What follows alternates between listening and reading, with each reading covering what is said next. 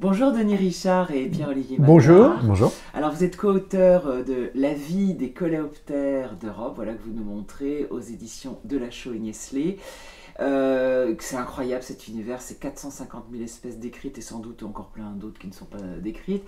Alors ce sont des animaux avec une variété extraordinaire et des stratégies très intéressantes. Alors parmi les stratégies, parce qu'il y en a beaucoup, mais j'avais noté une espèce de stratégie de ralentissement, si je puis dire, quand il y a des problèmes, que vous appelez la diapause et la quiescence. Est-ce que vous pouvez nous raconter ça?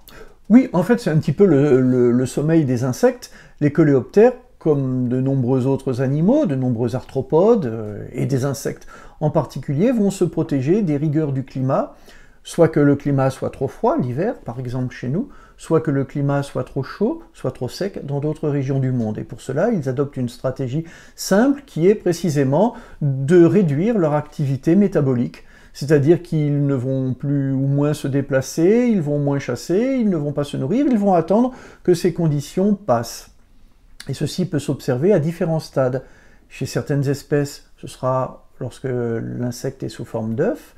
Dans d'autres, ce sera lorsqu'il sera sous forme de nymphe, entre la larve et l'adulte. Chez d'autres encore, c'est l'adulte. Et par exemple, il arrive dans nos régions, chez de nombreuses espèces, que l'adulte émerge à partir de la nymphe à l'automne, à la fin de l'été, et reste protégé dans le bois, dans la terre, dans cette loge nymphale, dans cette petite chambre qu'il a construite pour se transformer, et n'en émerge qu'au printemps suivant, lorsque les conditions redeviennent favorables et que les jours rallongent. Ça veut dire que par exemple, il serait capable de résister au réchauffement climatique? Ce qui inquiète beaucoup le problème de la sécheresse, canicule, etc. Est-ce que les coléoptères seraient parmi les animaux qui pourraient y...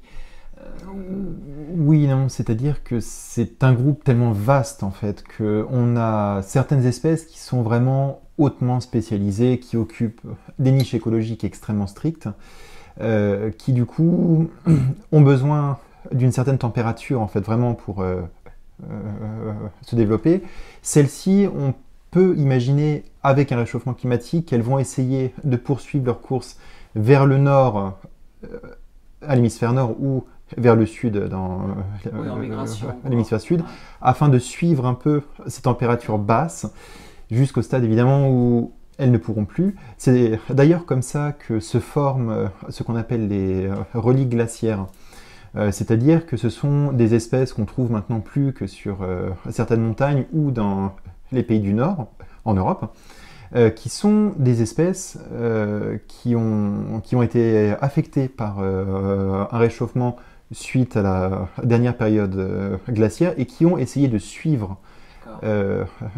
ces températures basses. Donc, soit elles sont allées vers le nord, soit elles se sont heurtées, entre guillemets, à une montagne et elles l'ont gravi petit à petit. Et donc, du coup, on les trouve à des étages altitudinaux assez précis. On peut observer d'ailleurs qu'en France, par exemple, certaines espèces, de buprestes en particulier, l'un d'entre eux, qui n'était connu que du littoral méditerranéen et de la basse vallée du Rhône, pour faire rapide, ont gagné plus vers le nord à l'heure actuelle, et on en trouve des exemplaires jusqu'en Allemagne et en Belgique. Donc tout ceci avec le réchauffement climatique. Voilà. Alors, dans leur stratégie aussi, elles sont très fortes pour exploiter les autres. Enfin bon, il n'y a pas qu'elles chez les animaux, mais vous racontez beaucoup qu'il y en a qui se développent carrément dans le corps des autres, qui mangent les larves des autres, notamment, par exemple, il y en a une espèce qui se développe avec les escargots. Vous pouvez nous raconter ça? Voilà, alors il y a beaucoup d'anecdotes, effectivement, on pourrait y passer des heures et des heures, c'est ce qui fait le charme. Alors effectivement, certains coléoptères, notamment, mais c'est pas exclusif dans le groupe des carabes, se nourrissent d'escargots, ce sont des auxiliaires du jardinier, c'est tout à fait important, et ils bénéficient d'adaptations anatomiques qui leur permet de rentrer à l'intérieur de la coquille de l'escargot et d'attraper plus facilement l'animal, dans lequel ils injectent grâce à leur mandibule des enzymes qui vont prédigérer l'escargot à l'extérieur du coléoptère, qui ensuite ingurgite, se nourrit de l'escargot. Il est énorme en plus l'escargot pour lui. Exactement.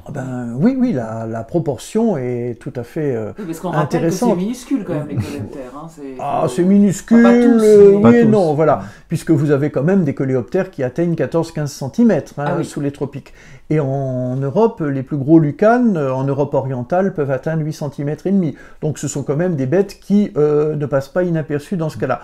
Toutefois, effectivement, l'immense majorité des coléoptères sont des insectes de petite taille.